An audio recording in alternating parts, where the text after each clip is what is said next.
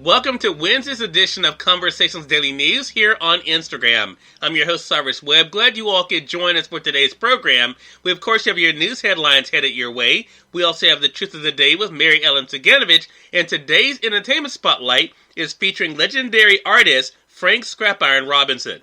Enjoy today's program. For Conversations Daily News, I'm Cyrus Webb with your Wednesday headlines. In national news, 37 coronavirus deaths reported in Mississippi, along with 933 new COVID-19 cases. The Mississippi State Department of Health reported 933 new COVID-19 cases and 37 additional coronavirus-related deaths on Tuesday. The Mississippi State Department of Health said 25 of the deaths occurred between November the 1st and November the 9th, and 12 took place between October the 23rd and November the 3rd. They were identified through death certificate reports. There have now been 128,138 COVID-19 cases in Mississippi and 3,480 COVID-19 related deaths since the first COVID-19 case was confirmed in the state on March the 11th. In more national news, doctors may be better equipped to handle latest virus surge. The latest surge in U.S. coronavirus cases appears to be much larger than the two previous ones, and it is all but certain to get worse, a whole lot worse, says the Associated Press.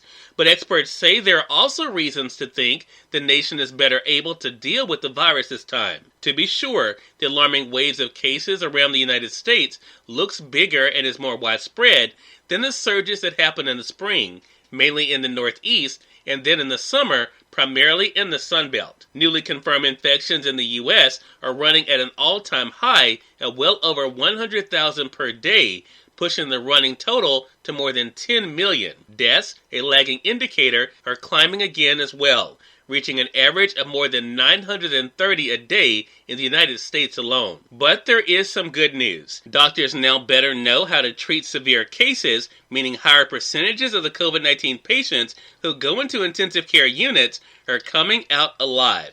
Patients have the benefit of new treatments. Also, testing is more widely available. In more national news, Biden vows to get right to work despite Trump resistance.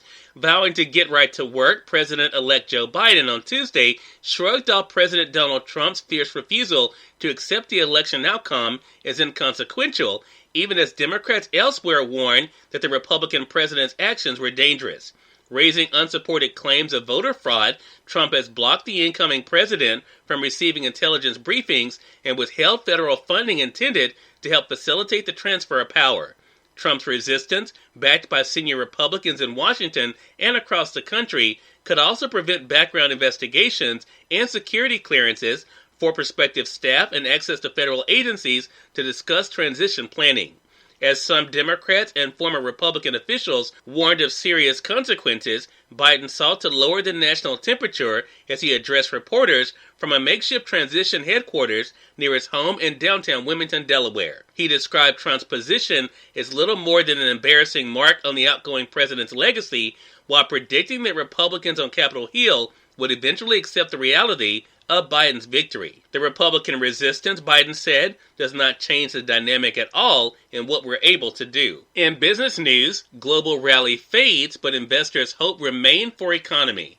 Stocks downshifted on Tuesday, a day after their powerful worldwide rally, but optimism remained high that the global economy may still be headed for a return to normal. It was the second straight day that rising hopes for a COVID-19 vaccine pushed investors to reorder which stocks they see winning and losing, and the continuing revamp left the majority of U.S. stocks higher but indexes mixed. Treasury yields and oil, meanwhile, held on to their big gains from a day earlier or added some more amid strengthened confidence in the economy. The Dow Jones Industrial Average gained 263 points or 0.9% to 29,421. And the Nasdaq Composite dropped 160 or 1.4% to close at 11,554. And finally, in entertainment news, Jeopardy pays tribute to Alex Trebek in poignant message. Jeopardy paid tribute to Alex Trebek on Monday in a poignant message that celebrated the show's longtime unflappable host of 37 years. The day after Trebek died at age 80, Following a battle with cancer, the show's executive producer Mike Richards addressed viewers from the Jeopardy set in a taped introduction. Over the weekend, we lost our beloved host Alex Trebek. This is an enormous loss for our staff, for our crew, for his family, for his millions of fans, said Richards. He loved this show and everything it stood for. Richards said Trebek taped his final episodes less than 2 weeks ago. Beginning on Monday, those last shows, hosted by Trebek, are set to air through December 25th. Cyrus Webb, Conversations Daily News. Hi, this is Mary Ellen with your Truth of the Day. Focus on the positive, whether it is seeing rain as a gift from God to the earth or focusing on the positive nature of the people in your life. Keep your positivity light on the bright beam. An idealistic attitude can assist you to see the positive potential in people. At times, you may find yourself discounting people or circumstances that fail to meet your expectations. Learning to look for and distinguish positive potential will enable you to turn disappointments into blessings. Adjusting your expectations takes awareness and practice, as you have been taught since birth to have expectations, motives, and judgments about everything and everyone in your life. Your positive attitude will help you to see situations differently. Today, recognize the people you love as the individuals they are and see your circumstances as changeable.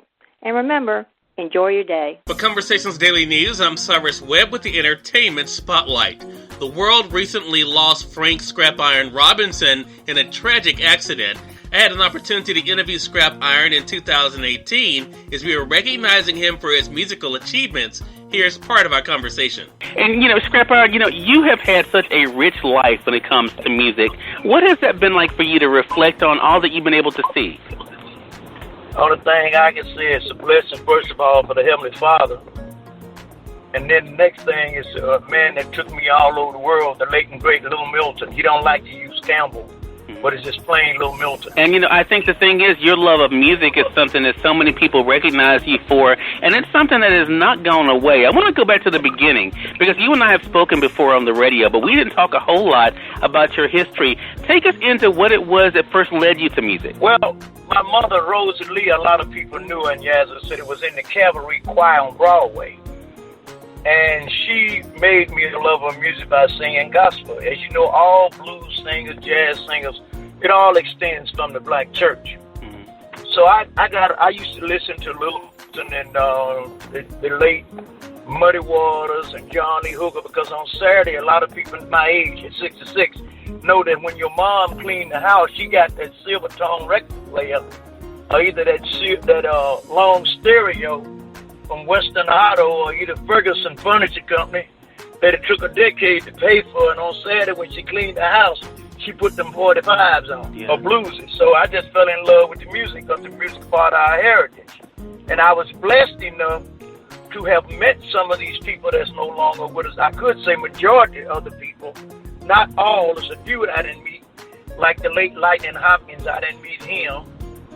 And I didn't meet T-Bone Walker, but the other ones I had a chance to really meet, because Milton introduced me to all of these people by me being his right-hand man. A lot of entertainers did not get a chance to sit down and socialize and fellowship with all the great musicians that's going on, like Rufus Thomas and Tyrone Davis. I was very inspiration in him becoming a Mason, like Johnny Taylor made me a Mason. Cyrus Webb, Conversations Daily News. We thank you all for tuning in to this edition of Conversations Daily News. Be back with you guys tomorrow for another great show. Until then, I'm your host, Cyrus Webb, saying as always, enjoy your day, enjoy your life, enjoy your world. Thank you all for choosing Conversations Daily News today. Let's make it a great one.